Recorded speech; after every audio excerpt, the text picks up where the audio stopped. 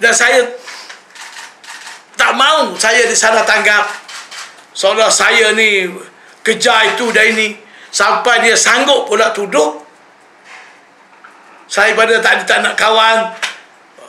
Apa ni, lepas tu dia kata saya ni pura-pura berjuang untuk Melayu. Astaghfirullahalazim. 8 tahun saya bertukar lumut. Semua orang dengar saya berucap di parlimen.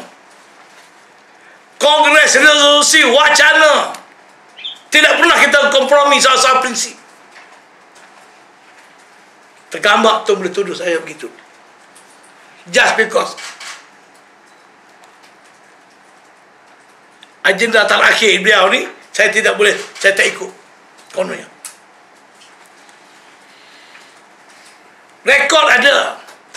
Tapi maklum sajalah manusia sekarang ni ramai. Yang hipokrit, yang munafik pun terlalu ramai. Saya tengok dalam portal news, dalam Facebook, WhatsApp, bantai saya. Macam-macam tuduhan. Yang baru berjuang sehari dua, dalam Perkasa pun ada.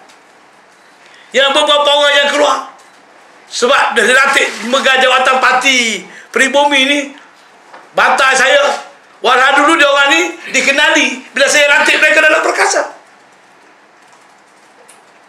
Buruk saya macam-macam. Dah kalau kuat sangat, hebat sangat, kata si Mahyudin tu bekas Timbalan Perdana Menteri, ramai lagi. Apa sibuk dengan Perkasa ni? Kenapa dia robek Perkasa ni? Saya bina Perkasa dengan titik peluh saya, dengan air mata saya. Nak tubuh Perkasa seperti sekarang, nak structure, melantik para pemimpin. Boleh tanya isteri saya. Saya balik 3 pagi, 4 pagi, 5 pagi, tiap-tiap minggu, tiap-tiap pagi.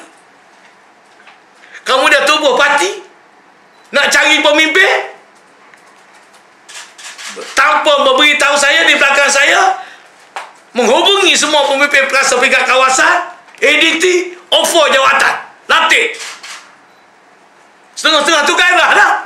Ya sebab mungkin bermimpi nak jadi calon, bermimpi nak jadi wakil rakyat. Mungkin ada yang ingat, mana tahu kok ada imbuhan keuangan. Lantik dia orang ni. Pada orang di pulang sekarang ni diguna untuk serang saya. Inilah satu-satunya NGO Melayu yang ada. Dulu tak ada siapa pun nak tubuh NGO macam saya ni. Adalah NGO yang lain. Tapi mana ada NGO Melayu yang berjuang seperti Dong Zong, yang berjuang seperti Hindra. Air mata saya makan tiap hari. Jemput orang tak nak datang. Nak cari duit orang tak nak bagi. Nak cari dewan orang tak bagi. Punya susah saya 8 tahun. Nak pujuk, nak ajak rakan-rakan bersama. Datuk Sirajuddin tahulah. Pergi mana-mana pun tidur ikut sempat dia. Hotel-hotel murah-murah aja, dalam kereta. Kadang-kadang saya berhenti di masjid. Nak jadikan Perkasa 8 tahun ni. Sekarang ni nak gunakan Perkasa sebagai apa ni? Leverage kepada parti yang baru ditubuh ni. So bila saya tak setuju, ganyang saya.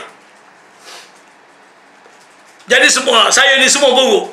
Kalau saya setuju, Ibrahim Ali ni semua bagus. Hebat. Macam arwah Tok Guru ni Aziz dulu. Bila saya bersama dengan PAS, saya sokong dia, Ibrahim Ali ni Khalid Ibn Walid.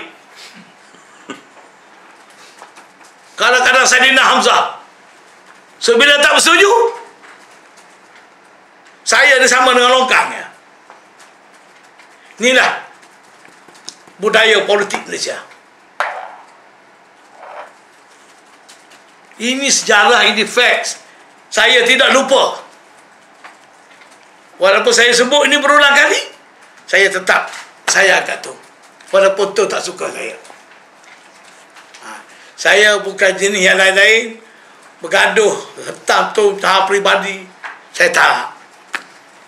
Walaupun saya orang segah saya di masjid, di warung, cerita DAP dengan cerita tu jumpa dengan Anwar ni, saya tetap pertahankan tu.